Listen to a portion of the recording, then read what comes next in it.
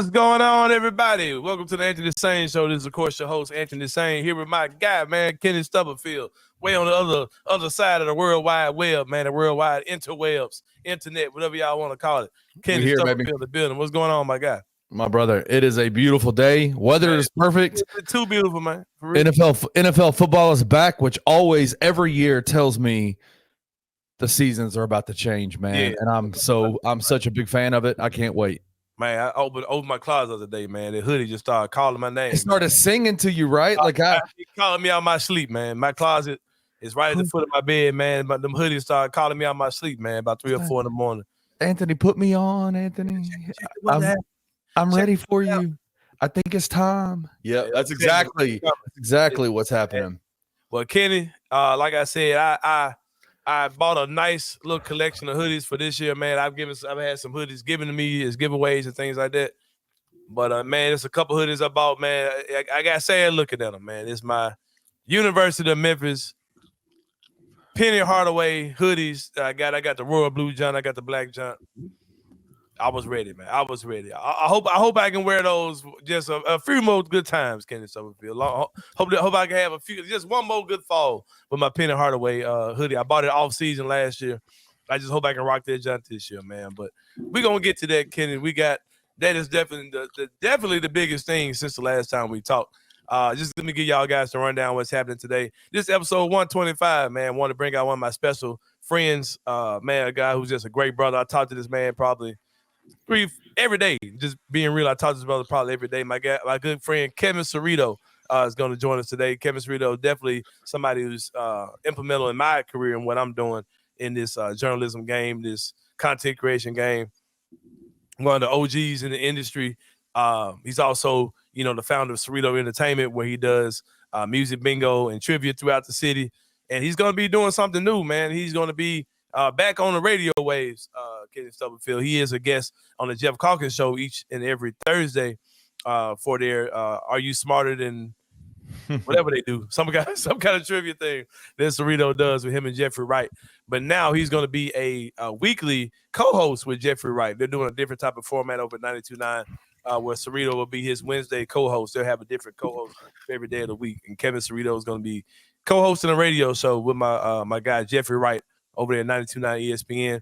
Cerrito is going to join us today. Plus, he's my guest, being him a co-commentators for 901 Wrestling. Yeah. You buried the lead, man. It's the best It's the best commentary booth in the entire city, man. Yeah, man. Not the city, the world, Craig. Outside of maybe Brevin and Pete, yeah, right? Legendary. Wrestling. I ain't gonna get in their lane, man. Because if I get in their lane, then I might have to just start making some bold claims. You know what I mean? So I will just say that me and Kevin Cerrito are the best wrestling commentators in the world, Craig, for sure. But Kevin Cerrito is going to join us for the sit down with Sain. Also, my guy Merc, the Merc Chris Evans from 901 Wrestling, the 18-19 champion, is going to join us. He got some stuff he's got to get off his chest before his big match, September 22nd in Minglewood Hall. So stay around for that.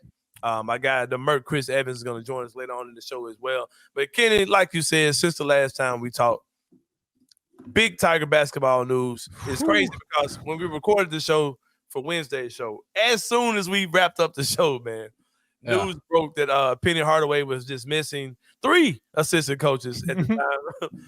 That was those 3 coaches were Faraji Phillips, also Jamie Rosser, as well as Jermaine Johnson. We was like, crap, man, this news would break literally as soon as we recorded the show. We're on a very tight schedule. We couldn't turn around and record the show all over again. We had, daddy duty stuff, adult life, real life stuff we had to get to. So we couldn't re-record the show. We was like, all right, man, we'll just, this is good news, but this is big news, but we'll be able to do this Friday. We'll do it Friday. Yeah. Went to bed that night. But wait, there's more, right? We found out that Jermaine Johnson was not, in fact, terminated. Right. And we also found out that probably the biggest name in the terminations, my guy, Rick Stansbury, was also let go by Penny Hardaway and the University of Memphis staff. Wild times. Yeah. Yeah. It has been, that's not even. We'll get to the other news. Yeah. Like, that's not even the end of it, right? Like, so. But wait, there's more. If if that had been the only story, that would have been enough of a story to last us for a couple of weeks, right? Like to kind of go, hey, ask questions, kind of figure out what's going on, and have in-depth conversations about like, man, what does this mean for the Tiger basketball program? That's the media, that's our the podcasters that do this is content creators. This is the question we always like to ask is, what does this mean? And I think there's a lot of conjecture out there about what it means. It's not ideal, right? Like none of that is letting go of pretty much your entire bench coaching staff 60 days before the season starts is probably never ideal. But I got a counter for you, Ken, because I thought about this the other day. I thought about this when it happened. Like everybody's talking about the timing of it, right? And of course I'm gonna defend Penny. Yeah, just get ready for it. Right. Okay, so people talking about the timing. Yeah, the timing is bad, right? But is it really that bad though, bro? And I'm gonna say why I say I'm gonna tell you why I ask you, is it really that bad? All right. In this college basketball climate, especially with this particular team, all these dudes on the team are brand new dudes, right? Right. So what does continuity with the coaching staff really matter? Even if you're talking about, we're getting ready to start the season in a month or so. If everybody's new, it is new coaches too. These coaches are new to them anyway. So yeah, but it's not always just about the player. It's not always just about the players, right? It's about the overall program as a whole, right? Like we got a new crew of dudes every year, man. Yeah, like I mean, if this had happened, if they had announced an entire coaching staff overhaul on the same day that the Grizzlies announced theirs, we probably would have been like, yeah, like this is a lot, right? Like this happens every single year, but it time is very crazy though. It gives plenty of time to like see your way through that, and I think that's what has been the big story about Tiger basketball this whole offseason is that while this might not be the most talented roster that Penny has had, it is a roster that seems to fit what Penny likes to do on the court, number one. And number two, the big story is that the entire roster has been here the entire summer. They've been here since early June, which is absolutely unique to Penny Hardaway's tenure at the University of Memphis. And so there was a level of like, oh wow, like this is new, and there's a level of stability and togetherness, I think, continuity in that was unique. And so it honestly felt like in a lot of ways that this team was being quietly under the radar because they weren't in the news every single week with we're adding this player or we're letting this player go or we're doing this or we're doing that. They were already all here working. And so I think that's the part of it that is the most maybe distressing is a bad word, but just kind of confusing about the situation is just that man, we were here we were all like me and you, all of the podcasters on Bluff City Media's network, when we talk about the Tigers, we're talking about like they're just working in silence. They're already here. Yep. It's so good that they're already here, but now they got to get hearing nothing.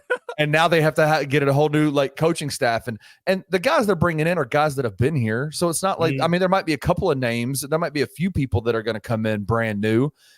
So it's not like these guys haven't had voices in their ear, but in college basketball, like I don't know what the rules are in the NBA, but in college basketball, you can only have 5 coaches on the floor at one time.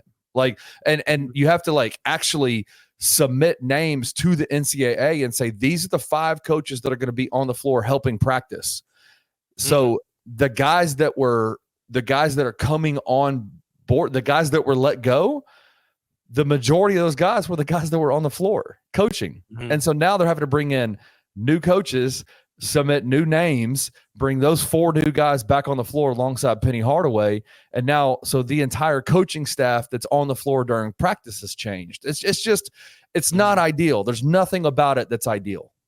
Because I was kind of confused by all of it, because I know we were talking about, the Mike Davises, the Andre Turners, the Nolan Smiths, names that were, thrown out there as guys that would be part of Penny's staff. And you hear, well, this guy's not a coach, he's a this, and I'm like, all right, I don't even know what that means. Yeah, There's analysts, there's, you know, consultants, there's, like, for instance, JJ is one of them. JJ was brought on as a consultant last year. When you saw JJ was never on the bench. JJ was always in the stands during games. He wasn't allowed on the practice floor during the week. So it's not like he wasn't out there doing that. Now, more than likely, based on what the reports are, is that he's going to be now one of those guys that's on the bench, coaching on the floor. So it's just a different, it's just a unique, it again, unique is a good word. Yeah, it just is what happened is unique. The fact that there's turnover and the fact that there's some kind of drama, the fact that there's some kind of is not unique. And that's the part, and I think that that's the part that most people are like going, I thought we were past that, right? Like I thought we were past that this year, potentially. Right.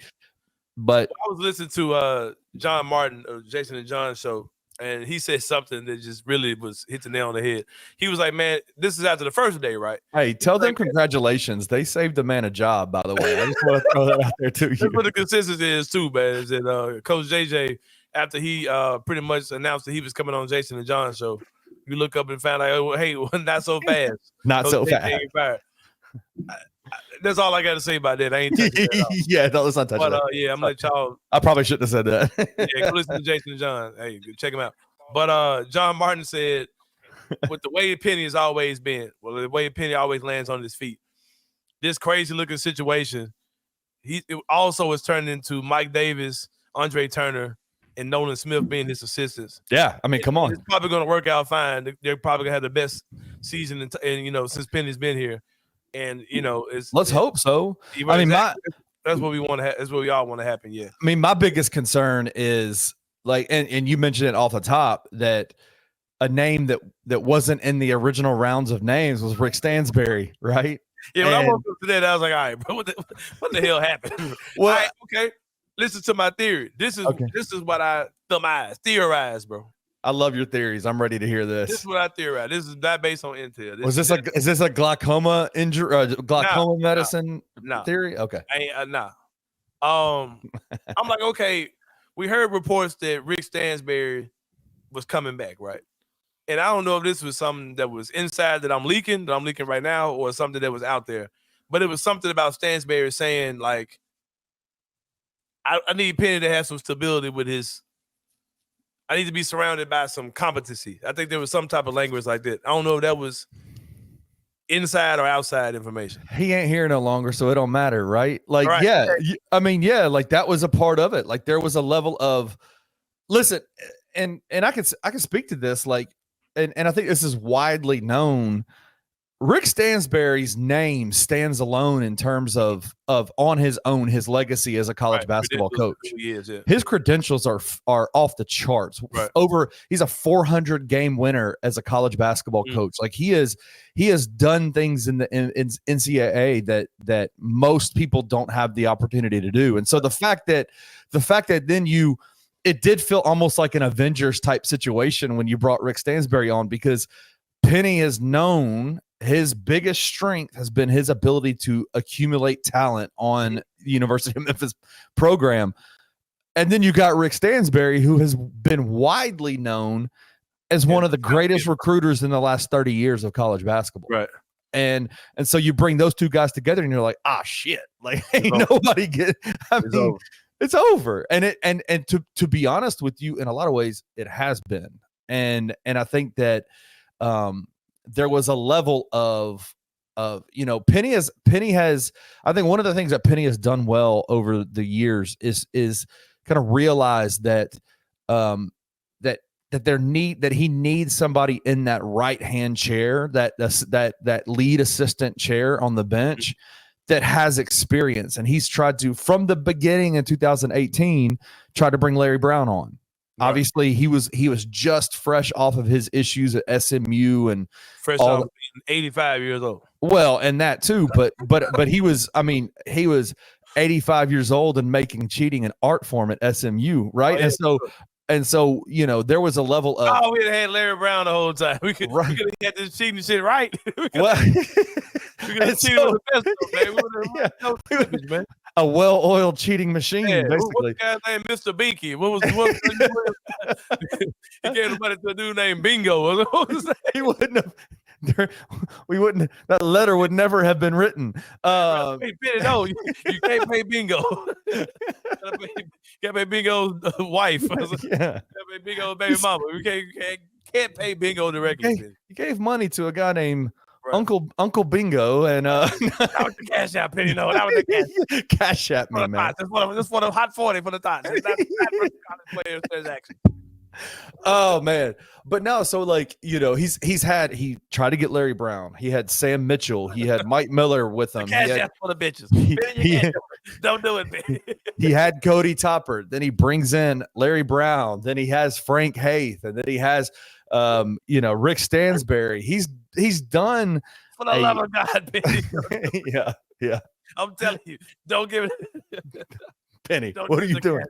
Don't use the Cash App, bro. Don't use PayPal. Don't use PayPal. This is what I do, Penny. You new to this. I'm true to this. I'm Larry Brown, goddammit. But they just let Penny have his way, man, a long time ago. But so that there was a level of, so even during this off season with Rick, it was like, the question of, is he coming back or not? And we in the Discord, we were talking about it for months. Like Rick is absolutely like he wants to be back at Memphis. And some of the things that I've heard him say are like he wants to help. He wanted to help Penny Hardaway become what he knew Penny Hardaway could become as a head coach at the University of Memphis in Memphis, Tennessee, his hometown. He was like, this is the perfect spot for me, right? To kind of reach this level that I don't want to be a head coach anymore.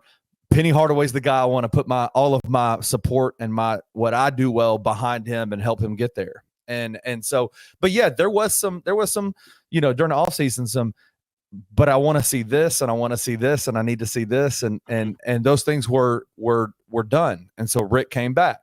And now Rick's gone. So. Yeah.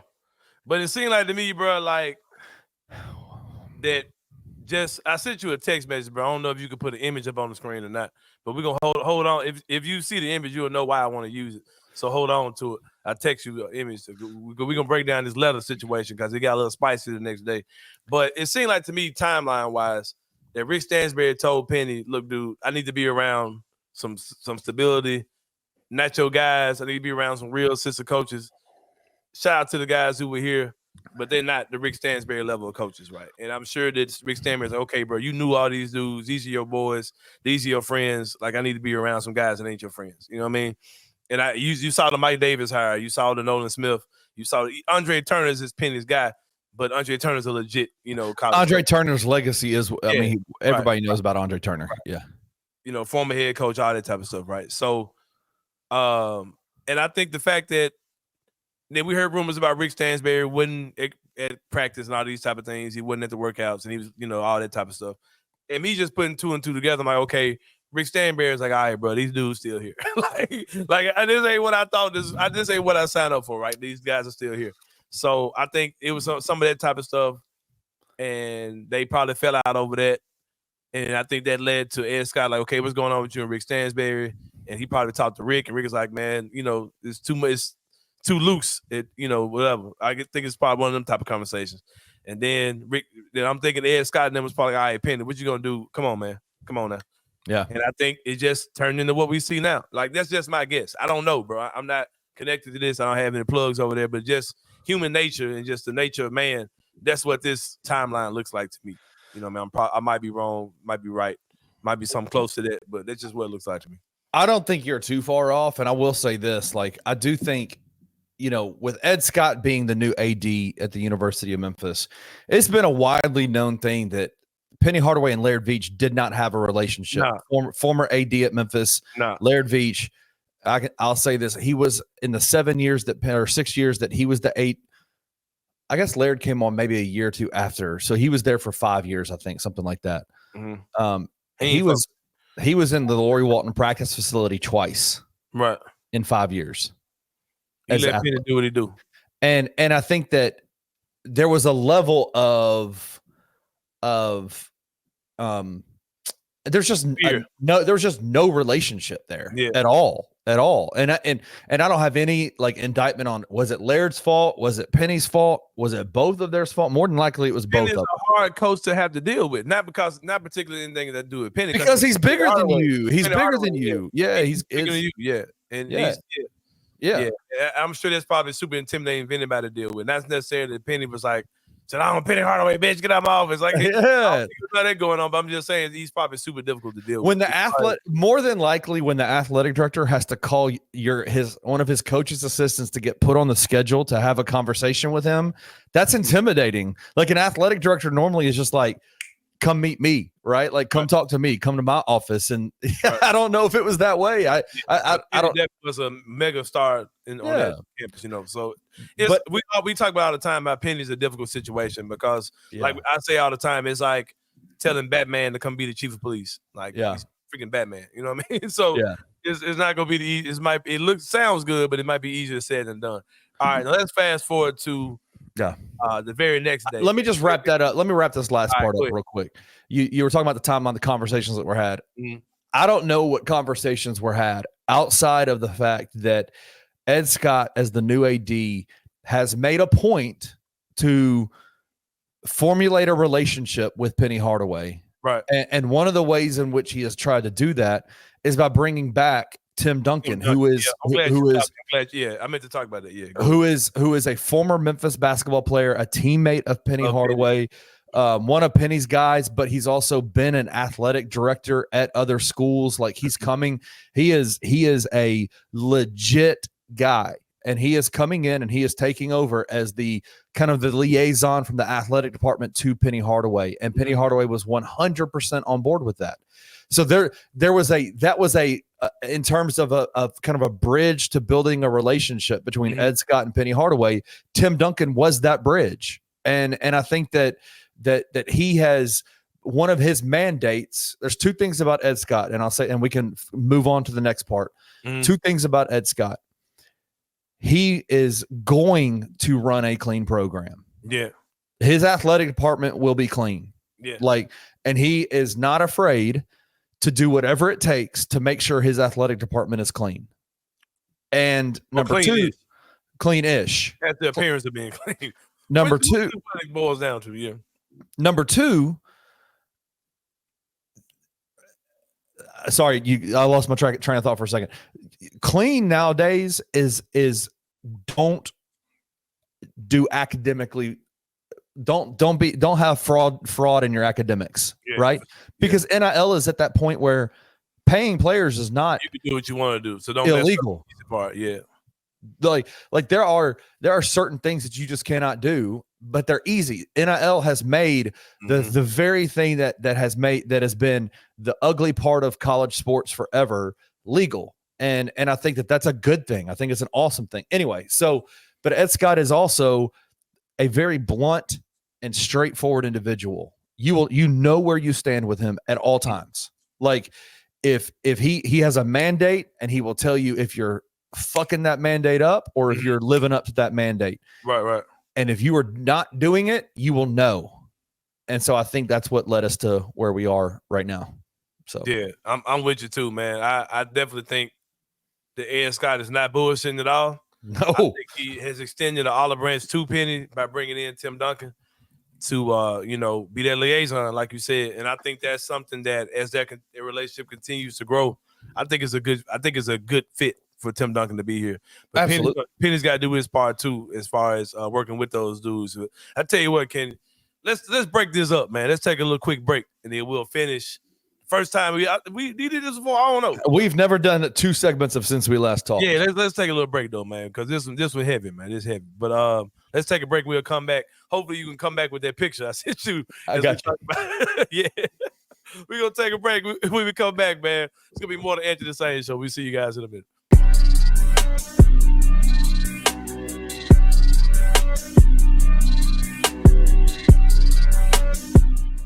Ja Morant and Zach Edey were videoed in the lab working on pick and rolls, and it got everybody hot and bothered. Oh man, working on pick and rolls, post entry pass, lobs, like follows where Ja was crashing, Edie was coming in behind him, cleaning up. Like it made me fired up. He just looks so fluid and so smooth next to Ja that they look like a match made in heaven for their skill sets. It's just nice to see it because it's all theoretical. You know, everybody's got a hot take when the Grizzlies used the number 9 pick to draft Zach Edey, a 7'5" big man out of Purdue. This should work. This may do this. This may do that. We've just talked ourselves to death about Zach Edey and Ja Morant. So it was nice, even for a 30-second clip, just to see that they were actually working on it. Tune in to the $2 Sports Show with Rusty Witten and Drew Gann every Friday at 3 p.m. only on the Bluff City Media YouTube channel. Stuff was hard, man. I was trying to make ends meet. I remember this like it was yesterday, man. It was a Friday night. I came back in from working a long little day of work. I came back to my crib and I had an eviction notice on my door. I just prayed that night and I'm like, God, whatever you want me to be doing, if I'm doing the right thing, if this camera is the right thing, like just let me know. I woke up that next morning, man. I had a text from Ja like, yo, has anybody signed you? Well, I'm finna sign you. And it was like literally that next morning, man, I dropped my phone. And my mom's house was probably 3 blocks away. I run over to my mom's house. I show her the message. She starts going crazy. She's like, my prayers are working. And I was just like, Mom, I prayed all last night. I was on a flight to Memphis 2 days later. And it's just like Memphis is definitely love out there, man. So I love it. You know what I'm saying? At first, I was a little skeptical. I ain't gonna lie. Definitely was a little skeptical at first about the M. But, man, it's definitely been love. Tune into the No Bluffing Podcast with your hosts, Christian Ingram and Evan Hayes, every Monday at 12 p.m. only on the Bluff City Media YouTube channel.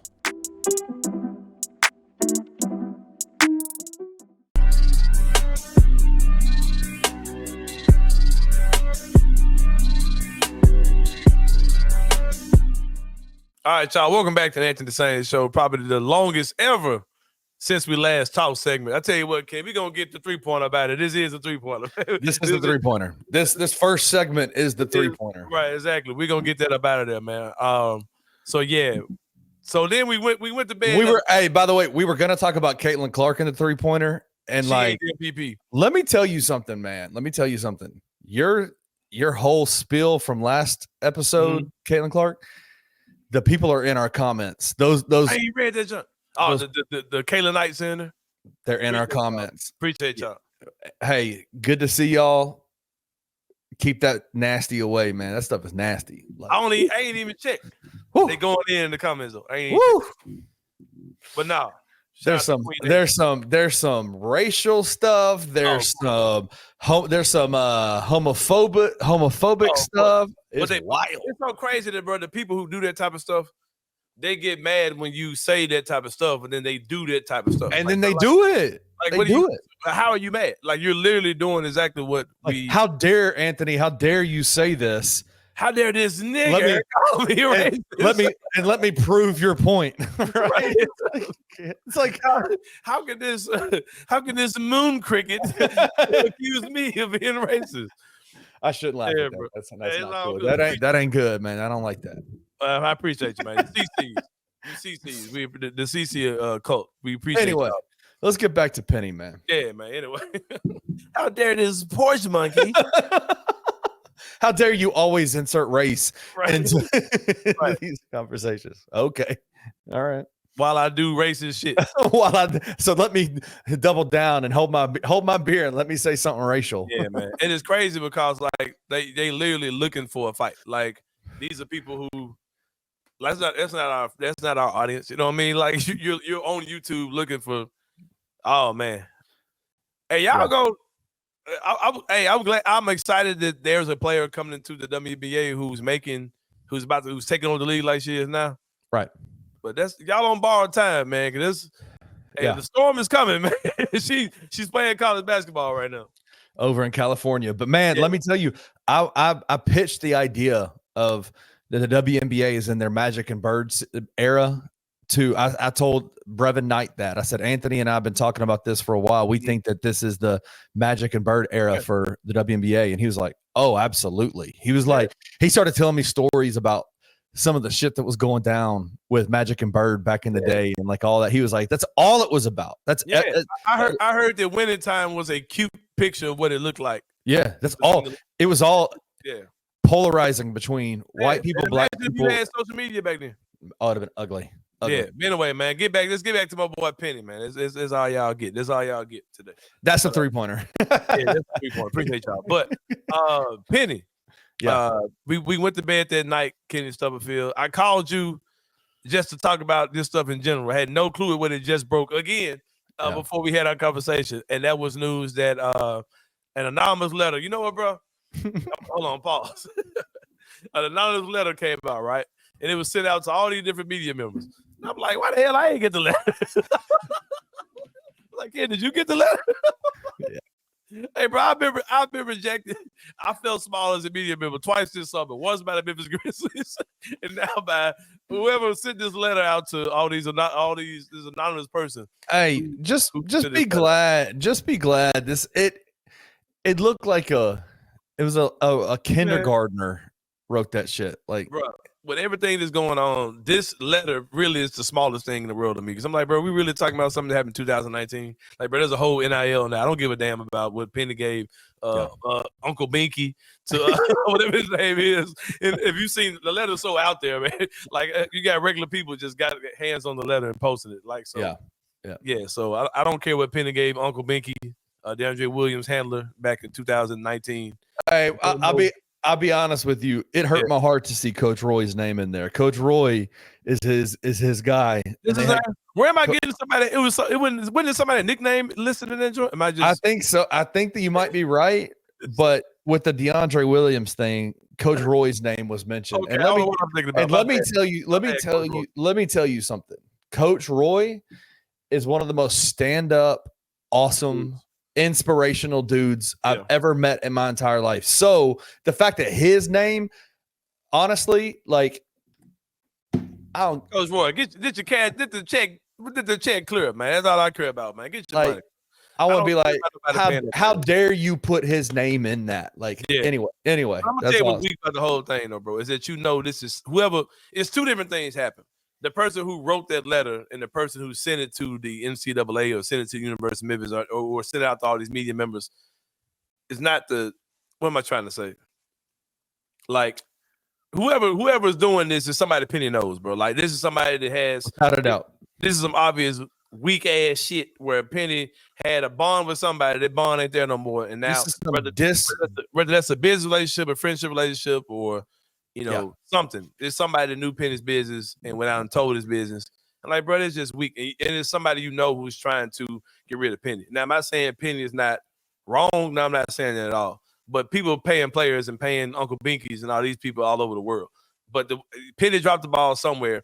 But the biggest ball he dropped is having somebody in his corner that wasn't really in his corner. Some disloyal ass dudes. Yeah, either that or Penny had a bad transactional relationship with somebody who some shit went bad. That's obvious when you see the nature of this going down, because it's somebody that knows his business and it's somebody that that screwed him over. So that whole part, and it was the way that letter was disseminated to the media that showed you. Hey, bro, I didn't get the letter, man. Cause I would have called Penny and said, Penny, these folks send me a letter, man. Hey, bro, find out who this is. Let's put these hands on these folks. It would have been. They know who it is. I can guarantee you that. But you know what, though, bro? I'm gonna say this. I'm gonna say this right here. Then we're gonna go into the mystery of who we think might have wrote this letter. But I'm gonna say this too. I'm gonna say who I think, but I think one of Penny's major flaws is, bro. And I had this conversation with another media member that I respect. Penny did not know how to get certain media members on his side. And I understand he had a blanket of all y'all the same, and he should have strategized more and and found out who his allies were to kind of battle some of these narratives against him, because people do it all the time. If you want to see a good example of it, say something about Taylor Jenkins in this city and watch how that shit gets snuffed out real quick by the people that he's made allies with in this city, that he's realized that he's had to have on this side, and people who choose to be allies with Taylor Jenkins, and he lets those people do what they do. You honestly think that's the biggest problem Penny's had? No, I'm saying, did I say it's the biggest? I thought you said it was the biggest. No, I'm just saying this is one. This in situations like this, right? You've mentioned that about your relationship with the Grizzlies organization on this radio this podcast. Yeah. Like, not understanding that the people that cover this team locally are allies. And the fact that in the 7 years that Penny has been in the city as the head basketball coach, when is the last time you've seen him on a local content creator / podcast / interview that he's done? You very rarely see that. Penny has allies, but it's not nearly enough. He's got guys like Doc Holliday, guys like Marcus Taylor, who show he was on. Guys like Leon Taylor are typically going to have his side when it comes down to certain things. You got guys like myself who'll tell you, look, I'm a Penny Hardaway fan. Fuck y'all. Like, I'll say that, you know what I mean? But he didn't take advantage of those situations enough, because there are more guys than that really rock with Penny big time, really fuck with Penny. 100%. And I don't think he was doing enough to show his face. You know what I mean? I would love to have Penny on this show. How many times have I told you, bro? How we gonna get Penny on this show? How we gonna get Penny on this? You have threatened me privately. Hey, I thought you was trying to get Penny on something else. Like, look here, you mother. Yeah, you've been like, bro, walk out this motherfucker. Yeah, but it's like that's. I don't think Penny really took advantage of people who really want to rock with him, like really want to, help him out. But like I said, it really sucks. Like I said, that somebody's out there trying to put him out there like that. But here's the thing, man. You can look at this one or two different ways. If you want Penny gone, this is enough ammunition to get him out the door. And can I tell you something? Let me just back you up on this. You talk about allies in the media and all that. You know that most of the local Memphis media that covers Penny Hardaway has had that letter for 7 days. Yeah, I heard that too. And it came out last night. I'm gonna say this too, man. Y'all so weak, bro. Like, hold on, bro. We've had it for 7 days. And nobody put it out. Dudes, bro.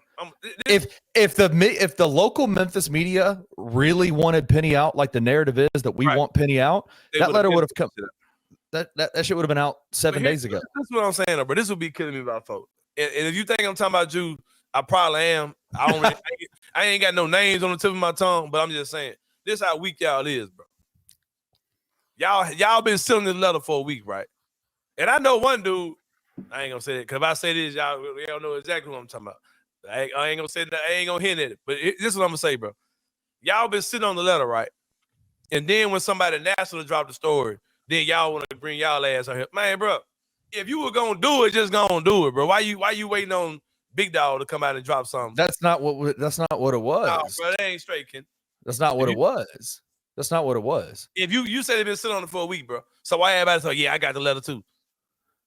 Because you gonna be the first dude who put it out there, bro. Because there is a level of responsibility to tell the entire side of the entire story, right? Like of what happened, of what's going on. It's not once it's out there, there is no putting that genie back in the bottle. It's out, right? Like it's out. You know how much stuff that got out there that I also knew about that I ain't saying shit about, bro. That's what I'm saying. Like that. There's a level of, and I think that, and I don't want to just out everybody that covers this team, but journalistic integrity or a lot of editors are pissed off at their beat writers for not having posted this letter prior, right? Yeah, that's why I'm glad I ain't in that field, bro. Man, shit. And so it's like, and so weak, bro. The letter really ain't talking about nothing, bro. Like it ain't talking about nothing that you and I already know anyway. Like here's the thing. Pre-NIL, so yeah. Here's the thing about this letter. Good luck proving it. Right, exactly, bro. Like good luck. There's a lot of allegations, but allegations don't mean shit in this world, man. Mm-hmm. Like there is a lot of allegations. You're gonna have to prove the facts behind what's in that letter. So good luck doing that. But man, I tell you what, speaking of good luck, man, Penny, like I said, I think you need to lean with the folks who rock with you, bro. Oh, that was kind of hard. That was a bar. That was a bar. Lean to the folks who rock with you, Penny. Got lean with it, rock with it, for real though. Like it's people who really rock with Penny, and it's people who had the letter who still ain't said nothing, who ain't said nothing about. Oh, I had the letter too, but I know they had it. but they ain't said nothing about it. But they ain't in it, bro. You know what I'm saying? But also Penny. I also think when Penny came in, bro, another fatal mistake. Penny came in too casual with the job. You can't bring everybody where you going, man. Everybody ain't can't make it to the other side with you, man. You can't bring everybody with you, Penny, because these folks ain't straight. Because, man, somebody did you in, and I ain't gonna lie. I know who wrote the letter. God damn it, right here on the Edge of the Sain show. I'm gonna tell y'all right now who wrote this goddamn letter, man. Are you sure you want to do this? Bro, this ain't no speculation, man. I seen the man writing this shit, and I took a picture of this man writing the goddamn letter. Goddamn Kenny, the folks you think you fuck with, man. I'll tell you, the folks you think fuck with you, bro. Oh no, man, that little Penny, bro. Like I seen it, bro. And then the man had a nerve. You know what I'm saying? All in the practice and shit. Like, oh man, come on, man. You got a little audio too on the clip. Hey, you know the only time you guys yell box out. Hey, man, I can't. Hey, bro, Penny. Hey, you can't fool with these folks, Penny, man. Look how they do you, bro. Look how they do you, Penny. Look how they do you, bro. Penny. The man carries your name and he sold you out like that. And these folks ain't shit, man. I'm trying to tell you, these folks ain't nothing out here in the streets, man. I'm trying to tell you. But Penny, for real though, all jokes aside, bro, you know I rock with your family. Like I said, I think Penny does need to take. That's one thing people talk about Coach Prime, right? Like, oh, Coach Prime's sensitive and he doing this. But that man is vocal than a mug, bro. That man gonna keep a mic to his mouth. Penny be like, stuff be going down, and you know, Penny just be like, I give it y'all and I give it y'all. Like, nah, bro, I think he needs to use the media to his asset. When he did the Marcus Taylor interview, it was a cheat code. He spammed the button of people tugging on heartstrings. You know what I'm saying? When he did the Marcus Taylor interview, made you forget about the whole last season, bro. That one interview he did made you forget about the whole last season. When he get with Doc, it be the same shit. You know what I'm saying? He needs to do more of that, bro, for real. He needs to use this medium of media to get this shit off a little bit more. But I tell you what, man, I Penny been Teflon in the joint. He seems to always land on his feet. I hope this shit look nasty. Like I said, if you're anti-Penny, you can look at this letter and say, "Oh, he needs to be gone." Or this is it, y'all. He's gone. He's cooked. You can say that. Or if you somebody who with Penny, like, hey, bro, if they was gonna get rid of him, you know, what's the hold up? You know what I mean? You know, look at how you want to look at it. But this is all I gotta say. Whatever y'all do over there at I don't know what the address is for University of Memphis. Whatever y'all do, I just hope it's done respectfully, man, with class and with honor. And I think that Ed Scott is an honorable dude. I think that Tim Duncan is an honorable dude because y'all playing with a legend, no matter how y'all want to handle it. So just make sure y'all handle it right. You still talking about because the man that's the coach over there had Memphis State on his chest with pride, and he got the city of Memphis in his heart with pride. So just make sure y'all handle it right, man. Because if you're a Tiger basketball fan, that man, you know, 1 cent or number 25. This is episode 125, so you got the 1 and the 25 in there. So I'm just coming from the heart on this. Yeah, you gotta be careful how you handle that dude, man. That's 1 cent, bro. That's one of the legends for sure. But we're about to take a break, man. When we come back, my man Kevin Cerrito is going to join us, man. One of my guys, man. One of the guys who's the reason why I do this right here for sure. Y'all don't even know nothing about all that. We're gonna talk about that story. How he got young Anthony Sain on the airways, young. No, I was probably 35 or something. Yeah, we were young. Came in over the hill, man. But yeah, Kevin Cerrito gave me a chance a while ago. That's my man. So I want to bring him on for 125, man. My guy, one of the first people that gave me a mic and said, "Go do your thing."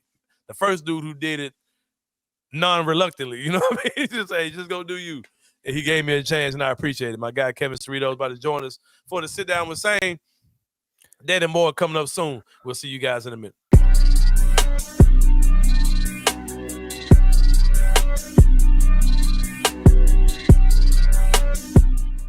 How much of the lack of production from the backfield do we think is due to the fact that Sutton went out? But I'm hoping for like some sort of knee sprain or something that's 2-3 month time period and not some kind of season long thing.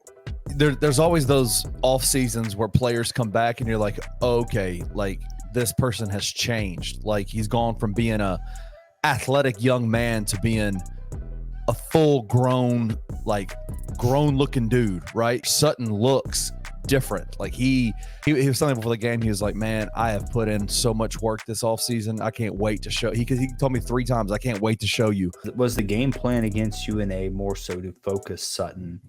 And then the moment he went out, it's like, okay, let's pivot. We got to figure out something else. And now it's just inside zone Mario. Yeah. Tune in to Tigers Untapped with TJ Willis and Trey Lasley every Wednesday at 3 p.m. on the Bluff City Media YouTube channel. How do you think the Grizzlies are going to do? And I keep saying the same answer. Well, they better be good. And then they always respond with the same thing of, well, as long as everyone doesn't get injured. We need to stop talking about that. We got to get rid of the PTSD that we have from last season. What happened last year is just doesn't happen. That doesn't happen all the time. And then Friday, I get an email. While playing basketball outside of Dallas on August 27th. Are you setting up some scene? After attempting a contested layup, G.G. Jackson experienced an unstable landing on his right foot. Imaging revealed a broken 5th metatarsal in his right foot, which will require surgery to repair. An update will be provided following surgery, which is scheduled for today.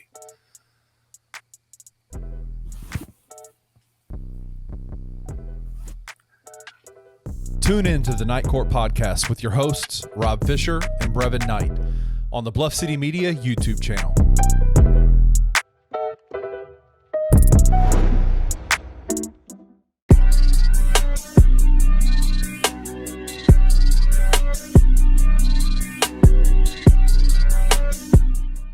All right, y'all. Welcome back to the Anthony Sain Show. Time for the sit down with Sain. Got a very special guest, man.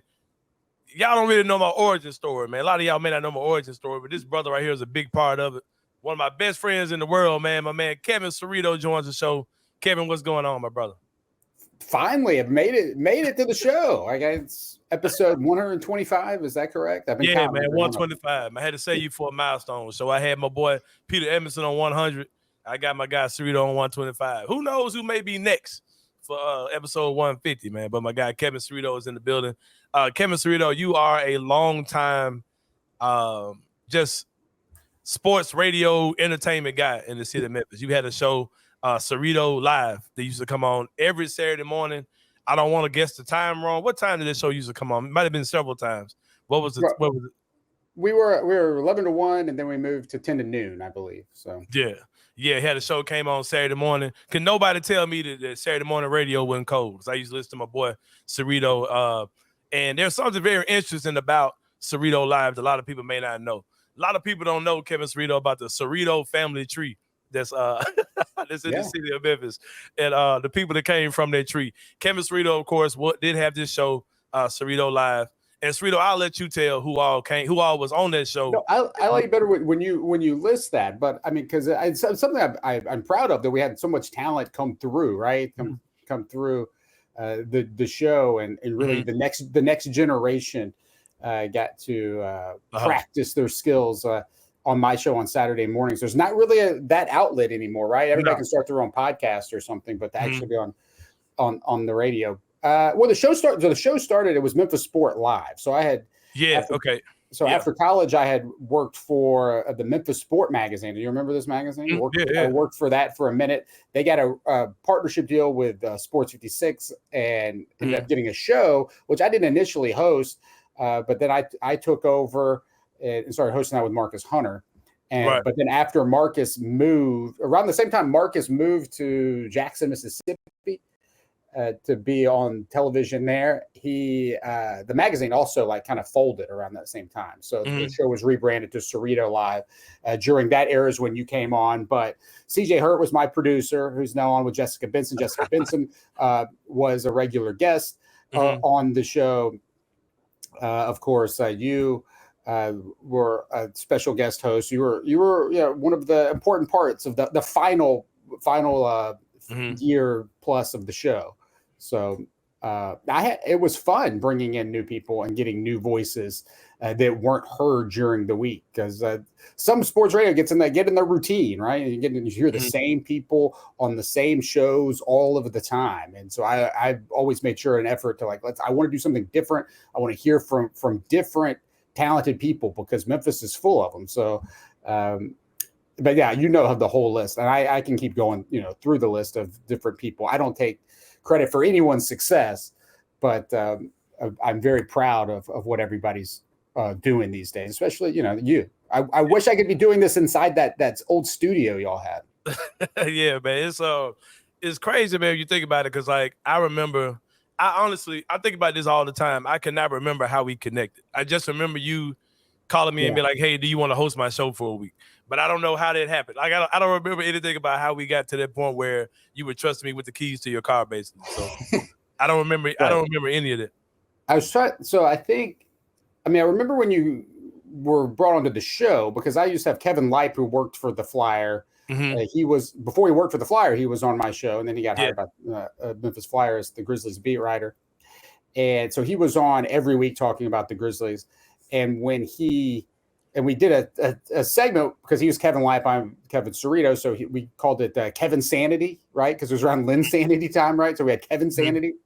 And when he left, it was like on air conversation. Maybe it was on air, maybe it was off air, I don't know.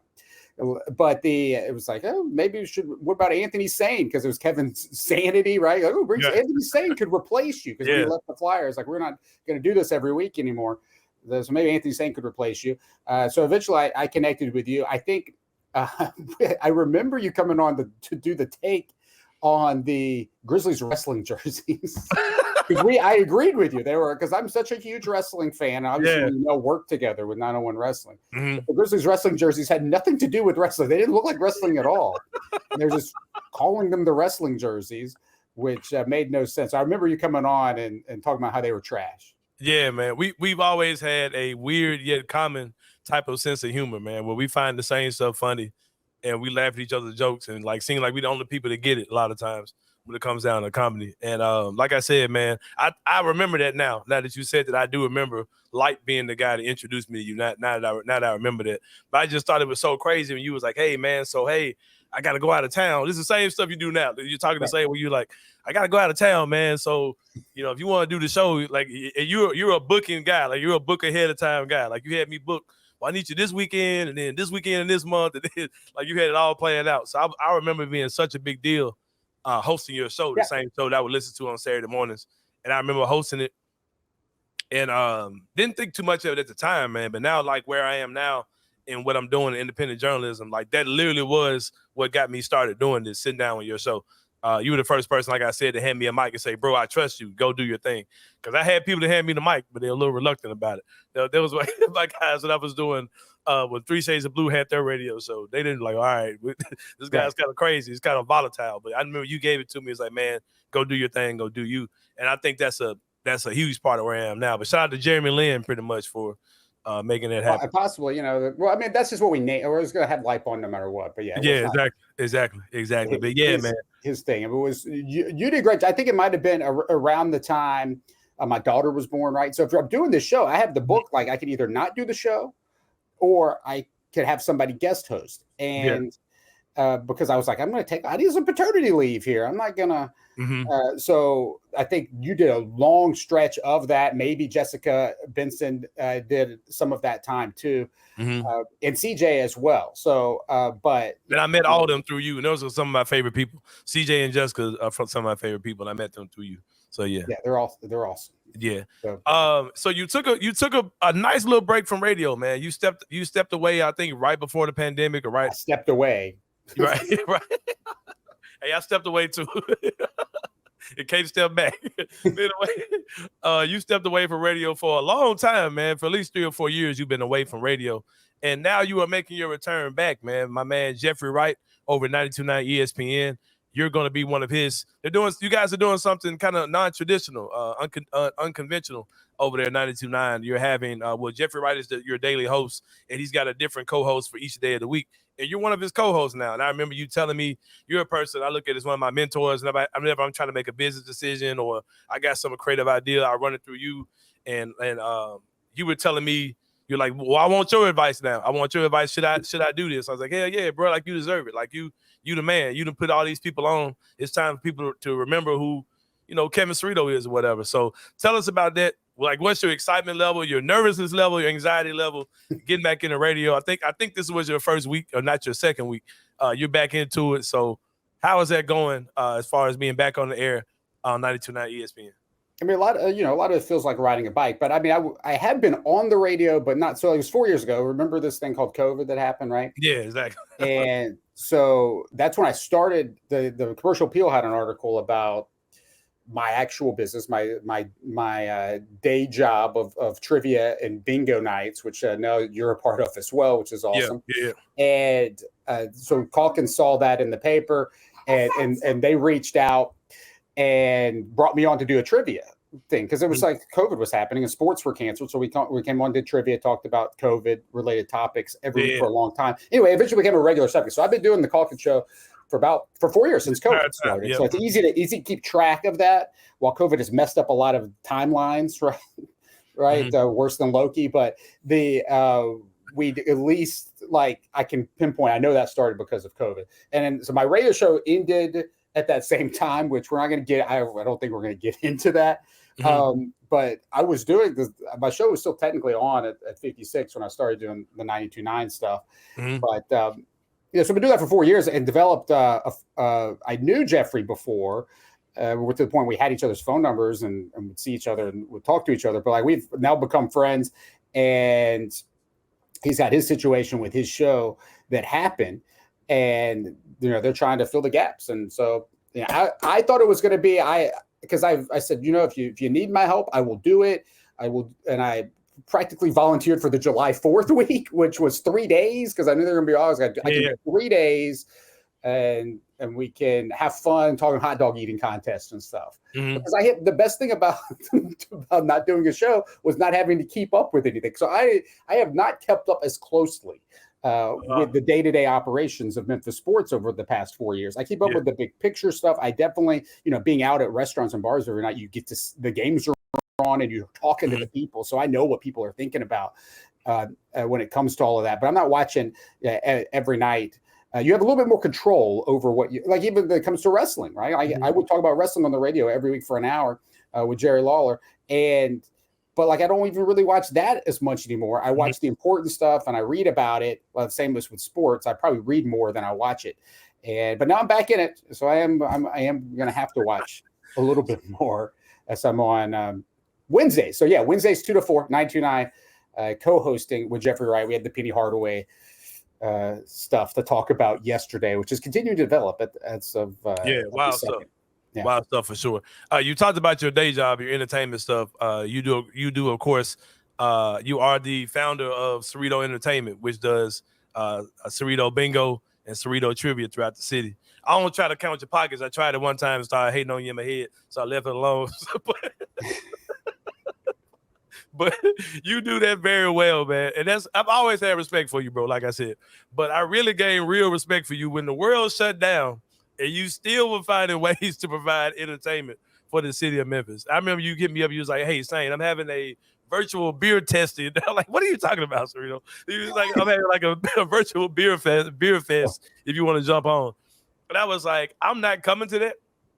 But your level of enthusiasm about that gave me another level of respect for you, bro. That you went out and got it. And I saw that also during the pandemic, you were doing I think trivia nights at the drive-in movies. You know what I mean? I was like, man, that is a cold ass idea, man. This boy Cerrito cold, bro.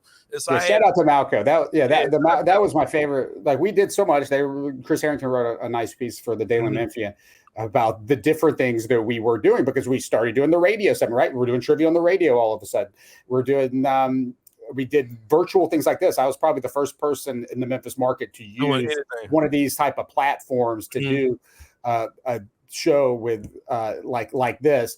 And we did Matching in Memphis is what it was. We did a game show, which was a Memphis version of Match Game with Muck Sticky and a bunch of other Memphis celebrities were on there. And the drive-thru. The drive-thru was my favorite thing.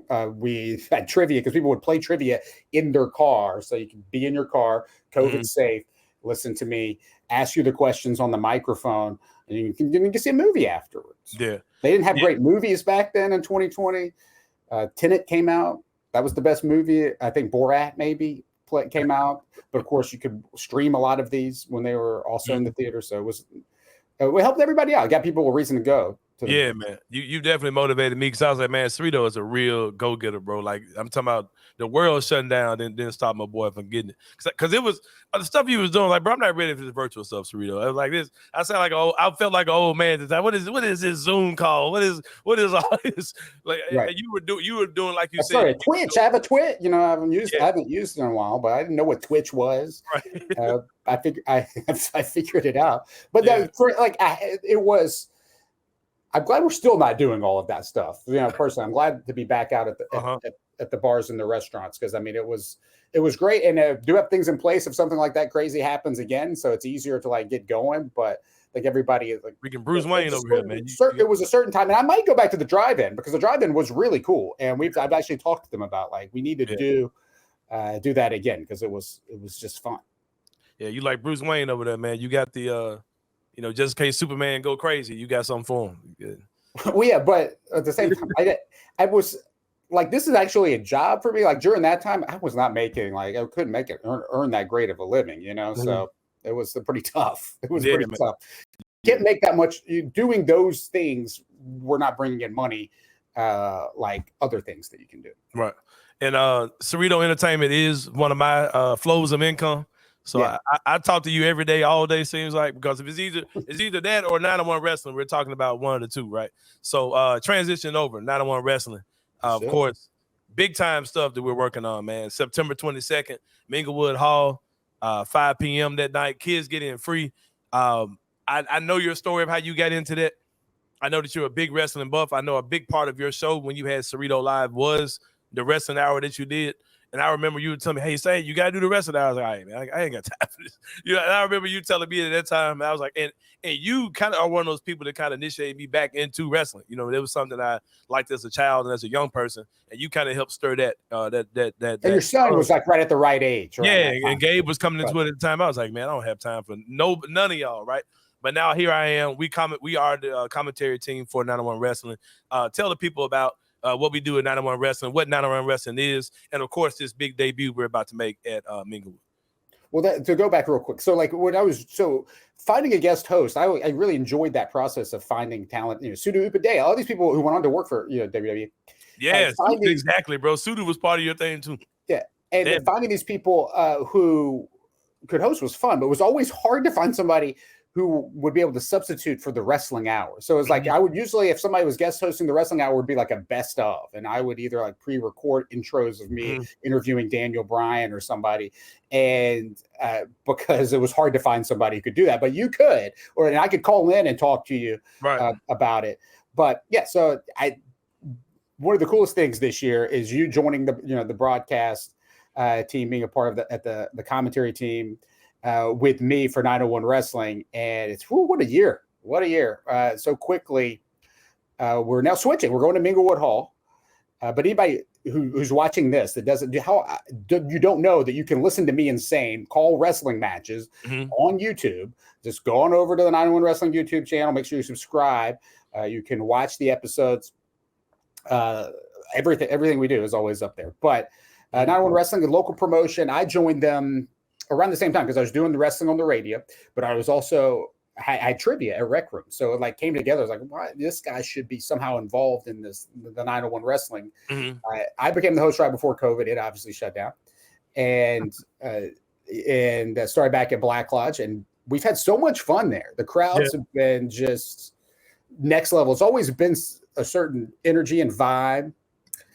And I'm excited about this next chapter because we're going to be able to really see it grow and be even more part of the fabric of the community, right? It's hard. There's only so much you can do in the back of a video store. Right. And now actually going to Minglewood. So we'll be on Minglewood Hall, 901 Wrestling, Minglewood Hall, 5 p.m. on Sundays. So starting once a month beginning September 22nd. It's a loaded card, as you know, saying we've got every title being defended. I believe today they also announced that other match that got set up. Free match, Yeah. So we've got Roscoe Monroe, who's the one of the most unique wrestlers you'll see, one of the oldest wrestlers you'll see in action. Don't call him old to the face. We won't remember saying it if you say it to his face. Yeah, he can't figure out how to watch this. He can't. But we got Roscoe Monroe. He's awesome. He's tough. He really is tough. He's one of the toughest guys. He's old, but he's tough. This guy's tough. Like you got to see Roscoe live. Like you got to see Roscoe. Roscoe will be wrestling the Soviet Saint Norman Meklikov, and then Tyler Masters will be the special guest referee, which is very intriguing because he's been under the mentorship of Roscoe Monroe for so long, and you got to wonder, is he still, how loyal is he to Roscoe or the rules here? And we'll find out in that match. But all 3 titles are going to be on the line. We've got the tag team titles, Top Shotas. I had them on the radio actually with Jeffrey yesterday. They were in studio. This team, Sain, well, describe Top Shotas. People have not seen Top. I mean, there's nobody like them in all the professional wrestling. Man, 2 just powerhouses in the ring, man. Yeah, MJ Davis, Don Montana, 2 just physically dominant guys. Big dudes, man, just straight powerhouses. They're not going to do a lot of off the top rope finesse type stuff. They're just going to come in, beat you in the mouth, and pick you up and drop you on the ground. It's just that simple, man, with them. And like I said, they're high energy. The fans get behind them. And if you come check them out on September 22nd, you're going to be blown away by Top Shotas for sure, man. You actually got to see live, like just the way they connect with the fans and how their matches unfold. But they'll be wrestling Twisted Steel, defending the tag team titles. We've got a triple threat match. I know you're going to catch up with the Merc, the new 1819 champion. And he's defending that title against the All-American Ken Dang, who's the former champion. And Walker 13, who also has held that title, but he looked very different the last time he held that title. It was a long time ago.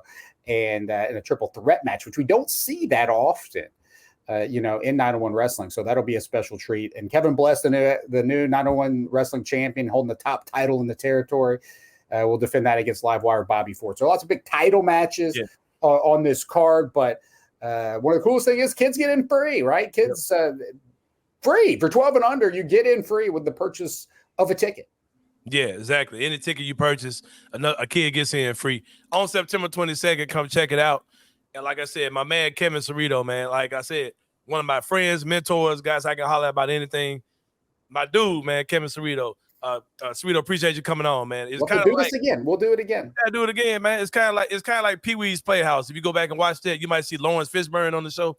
Like we got our roots, man. Like Captain Kangaroo. Like you go back and watch the whole episodes, you find, oh crap, this. Some famous actors on this show. I didn't even know they got their start there. Yeah, so make it look high, make it hiney hill. Yeah, exactly. But when you said Sudu, that tripped me out too, because I forgot Sudu started on your show too, man. Yeah, he was at Channel 5, but he was part of it. Yeah, I'm trying to do the same thing with a silent media group, man. Just trying to. I want the next generation of local media members to come through. You know what I'm saying? Sain's dungeon, so to speak. Oh yeah, I like that Sain's dungeon. Get some shirts printed. I know you will. Yeah, for sure. Oh, I got a shirt that's dropping probably Monday that somebody said on the internet. That's a Grizzlies related. It will be in the store. Yeah. Oh, it's not of the anonymous letter about the Tigers. No, the anonymous letter on the shirt. Hey, I'm gonna send you something that I made in honor of the anonymous letter to a pic that I made in Photoshop. But I'll send it to you. But yeah, man. But yeah. 901 Wrestling. Yeah, 901wrestling.com is where you get tickets to 901 Wrestling. If you want to find CerritoEntertainment.com, go there to find out where trivia and bingo are happening. You never know if I'm going to be the one hosting or Sain's going to be the one hosting. You can, and lots of people might be popping in as your host. We've got local comedians and other folks that are out to Katrina. Yeah. What? Yeah, DJs and DJs. You might recognize voice from Hot 107. Yeah. Yeah. We got a nice little team with Cerrito Entertainment. Like I said, doing music bingo, trivia throughout the city.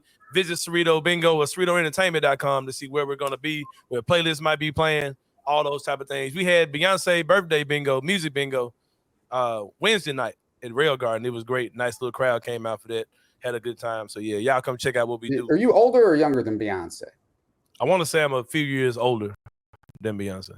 But very close. Very close to me. Yeah. You know, I used to talk to Beyonce, though. Was it about Beyonce? We used to be pen pals. Oh, you did? No, I'm lying. You talked. Not this. It was Beyonce. Beyonce is one of my favorite bingo calls. So when you call out the bingo numbers, when you actually do the number bingo, B11 in Spanish is Beyonce. So when B11 comes up, you just say Beyonce. It confuses people and you have to explain it. But Beyonce. There you go, brother. I got you. I appreciate it. I appreciate you breaking that down for me, man. But yeah, this is my man Kevin Cerrito, man. Check him out each and every Wednesday, man. With my boy Jeffrey Wright on 92.9 ESPN. From Thursdays to trade every day. I'm doing something. Yeah. Then you do what do you caucus again? Thursday, you said? Calkins is Thursday. Yeah, it was did that. Yeah, Thursday is every 9. Thursday morning. What time? What time? 10:30. 10:30 there, about right after Harrington's done. Harrington. Yeah, it depends if there's a big Grizzlies story. Yeah, my guy, man. Check it out. We about to take a break, man. When we come back, the Merc, Chris Evans. I had an interview with him. He's coming up right after this. We gotta go. Tropic Thunder is next. All right, man. We appreciate y'all. We'll see you in a minute, man. Like I said, we're more than Edge of the Sain show. See y'all in a minute.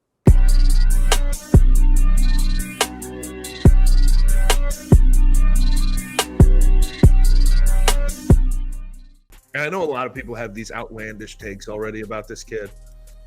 Nico Iamaleava, I'm going to have to say, I think by the end of the year, we may be calling him like a top 3, top 4 quarterback in the SEC. He is exactly what you expect him to be. Yeah. Super efficient. He fits this offense like a damn glove. And for 6'6", he moves so well. I think this is the next great iteration for the next couple of years with Nico of Tennessee football. And I think, we'll see what happens this year, but by next year, we're going to be talking about this team. If Nico stays, which he should, we're going to be talking about this team in the SEC title conversation. And they were a dark horse this year, but next year, I don't think they'll be in that dark horse conversation. Tune in to On the Bluff with Christian Fowler and Gabe Kuhn every Tuesday at 12 p.m. on the Bluff City Media YouTube channel.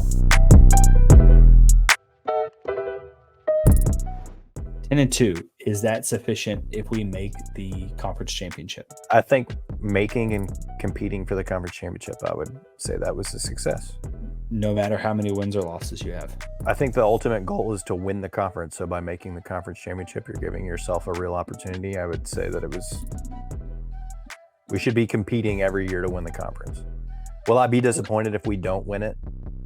Absolutely, because I think this team has the favorite and has the talent to do so. But I'll chalk up making the conference title game a success. I just put up 9-3, I think it was. I could see people being pretty upset based off the success last year. You brought back Brock, DeMere. You've got all these pieces, and you can only give me 9 wins. Yeah, Houston's gone. 100%'s gone. 100%. I think 9-3 people would be pissed. Tune in to Tigers Untapped with TJ Willis and Trey Lasley every Wednesday at 3 p.m. on the Bluff City Media YouTube channel.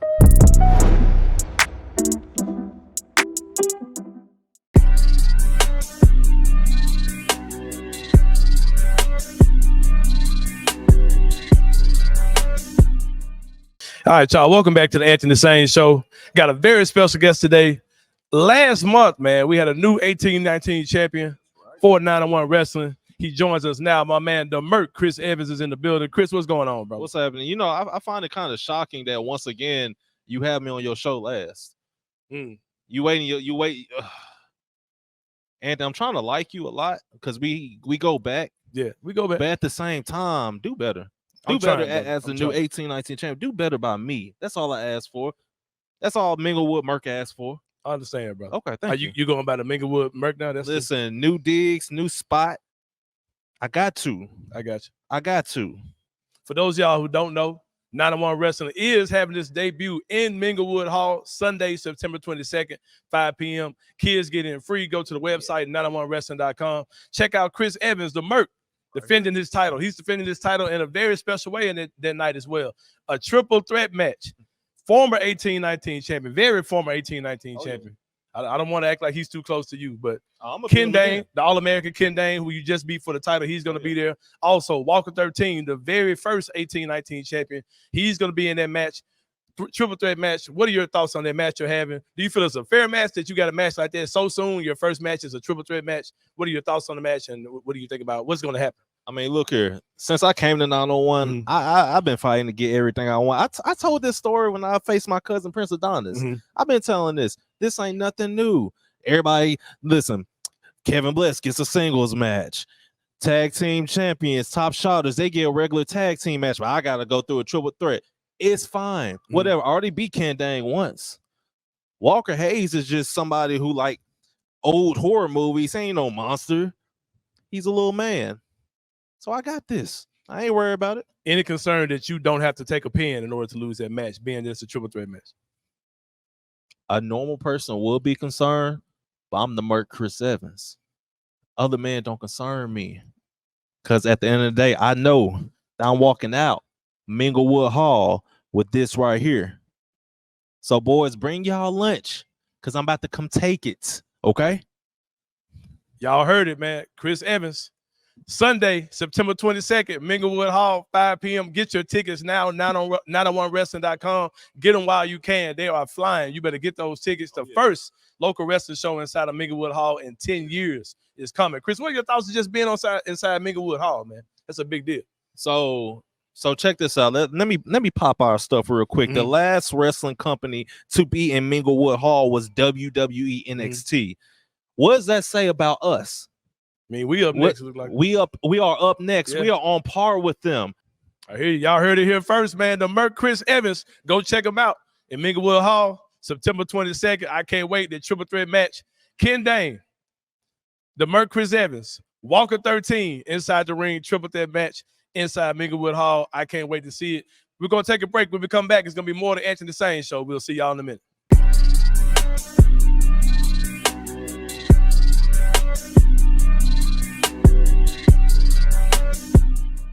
Ja Morant and Zach Edey were videoed in the lab working on pick and rolls, and it got everybody hot and bothered. Oh man, working on pick and rolls, post entry pass, lobs, follows where Ja was crashing, Edey was coming in behind him, cleaning up. It made me fired up. He just looks so fluid and so smooth next to Ja that they look like a match made in heaven for their skill sets. It's just nice to see it because it's all theoretical.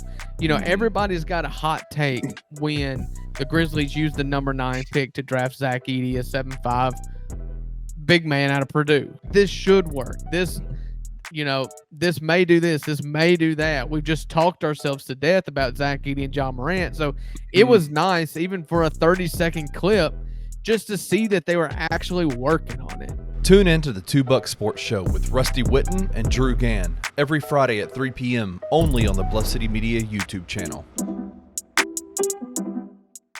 Stuff was hard, man. I was trying to make ends meet. I remember this like it was yesterday, man. It was a Friday night. I came back in from working a long little day of work. I came back to my crib and I had an eviction notice on my door. I just prayed that night and I'm like, God, whatever you want me to be doing, if I'm doing the right thing, if this camera is the right thing, just let me know. I woke up that next morning, man. I had a text from Ja yo, has anybody signed you? Well, I'm finna sign you.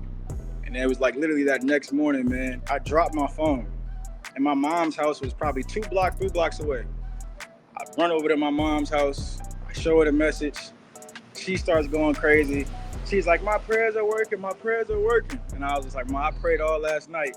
I was on a flight to Memphis 2 days later. And it's just Memphis is definitely love out there, man. So I love it. You know what I'm saying? At first, I was a little skeptical. I ain't gonna lie. Definitely was a little skeptical at first about the M. But, man, it's definitely been love. Tune into the No Bluffing Podcast with your hosts, Christian Ingram and Evan Hayes, every Monday at 12 p.m. only on the Bluff City Media YouTube channel.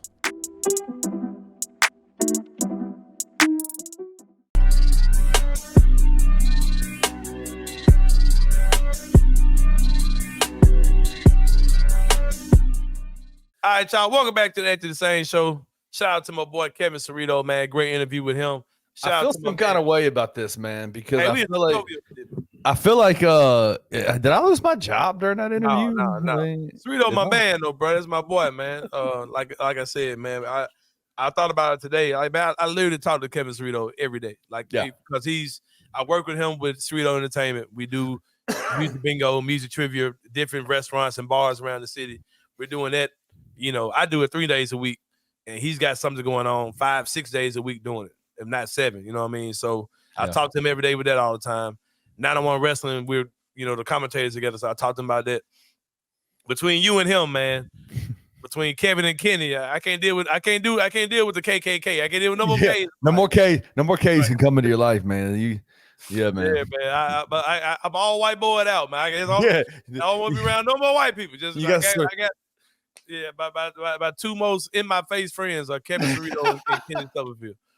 Yeah, I just want to be around some black people sometimes. Yeah, I just need to. I talk to y'all every day, early in the morning. I'm talking to y'all, man. But yeah, I know me and you talk. Sometimes you Every wake me day. up.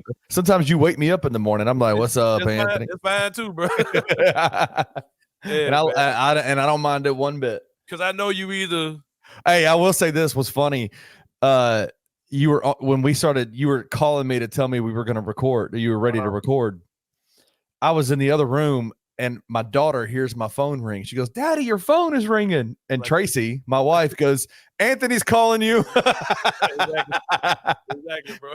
But yeah, man. Inside the same brain, man. When we talk about something that's on the brother's mind, man, I'm gonna tell you, man.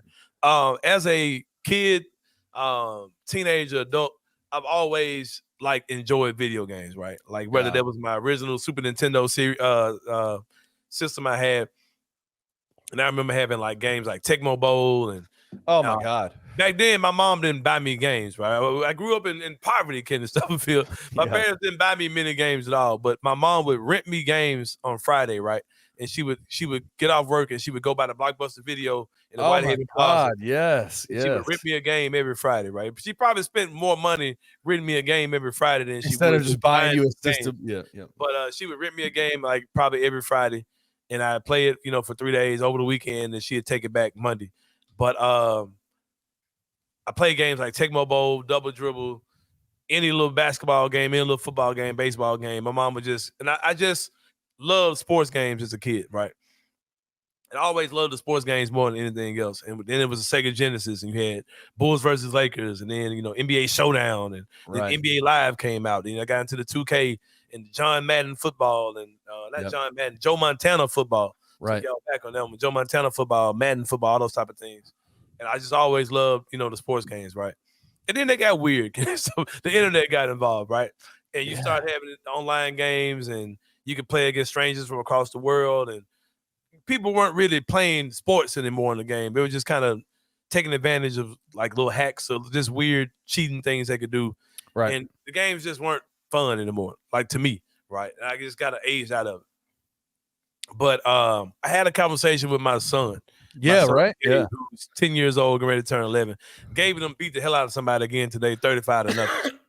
Gave them in 3 games. They gave up one score, 1 touchdown in 3 games. Beat the hell out of somebody today. I don't know, some group of schmo children. I don't know who these kids were. Some poor, unsuspecting group of kids. But anyway, Gabe was like, and I said, Gabe, like all the people saying that Madden's probably it sucks, Gabe.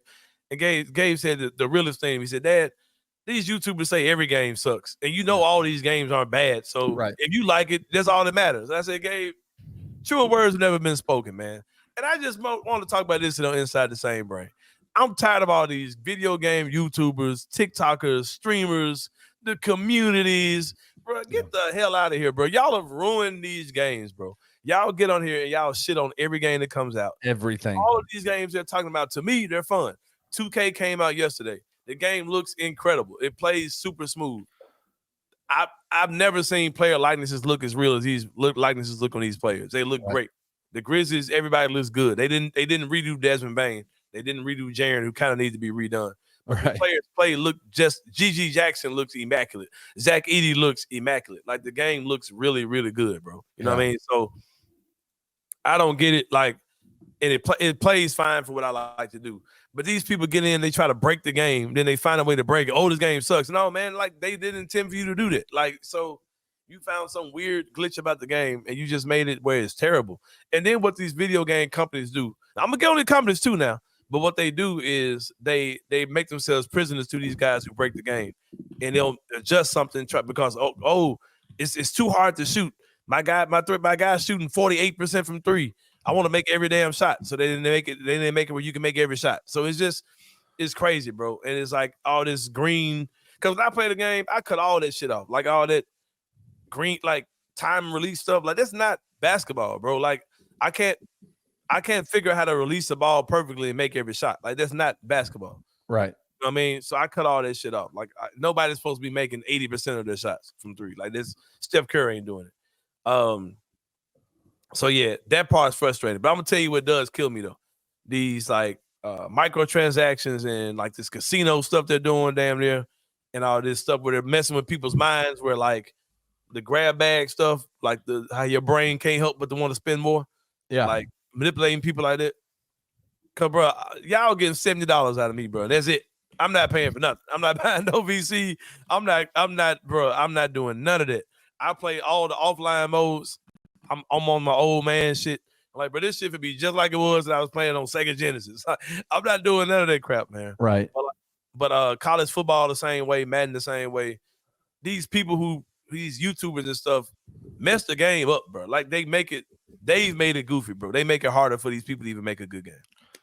It is wild though, the amount of money that is in that Twitch universe, the gaming universe, the people, the content creators, the fact that there are people that are making millions upon millions of dollars just to play a damn game is awesome to me. But you're right, man. Like sometimes you just want to play. Like I've played a lot of games in my life. I'm not a big gamer. I don't have a system at the house. Like I don't play anything. But I can still remember the night that my parents brought home the original Nintendo game system. Yep. With Duck Hunt and Super Mario Brothers. Duck Hunt, Super Mario Brother, and we got Tetris with it too. And I remember, man, Tetris was like, what the hell? Like amazing stuff. And the dope part was like we had it for like 3 weeks and my parents took it back because me and my twin sister fought the entire time over it. And but I remember playing Contra. You remember that game? For the first time, putting them codes in. Oh my God. A B start like back like and then Infinity Lives.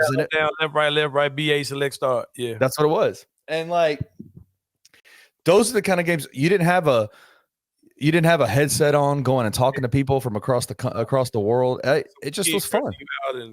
Yeah. Kayla Clark fans, talking to you on the game. Yeah, man. It's wild. I enjoy gaming. I don't get into it. Like I don't think I'll ever play. I've not played a single minute of the college football game, the new one. Like I've not played a single minute of it. And it's clean. It's got its flaws, but it's a game, bro. It's not real life. It's a game. So do you enjoy it? Yeah, I enjoy it. Then it's good. That's all that matters, right? And it's helping me know who plays for the Tigers. Come on, real quick. Let's do it again. All right. I want you to give me 2 offensive linemen. Oh shit, no, I can't do that. All right.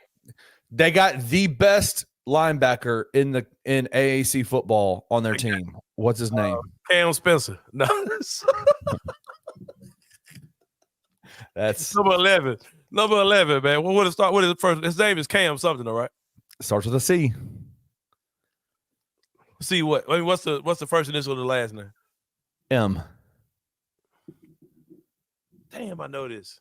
Because I started noticing him on the game when y'all told me he was cold. How badass is that dude? He got a star on his name. Yeah. What's his first name? Chandler. Oh, Chandler Martin. Stop playing with me, bro. Yeah. All right. Second linebacker. I'm gonna ask you another linebacker. All right. I don't know. He led the UT Vols in tackling. He made in tackling last year, and now he's at Memphis. I got Seth Hennigan. I got Rock Taylor. I got your boy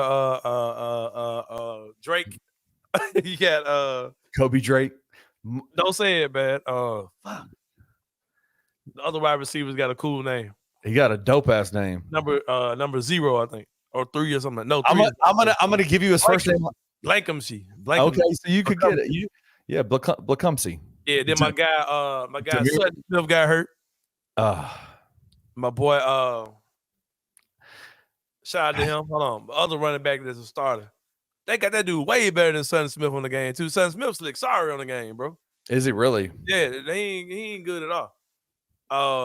But the other dude, they got him a little bit too good. What that dude name started with? The other starting tailback. You've already said his name in this episode. His name, it's one of the original games. Super. Oh, Mario Anderson. There you go. Stop playing with me, bro. Stop playing with me, bro. Hey, they're playing Troy this weekend at home, 11 o'clock in the morning on Saturday. You gonna be there? If I get, oh man, why I ain't getting no tickets? Shit, I'm slipping, bro. You gonna go get some ice cream? Nah, I should have. Damn.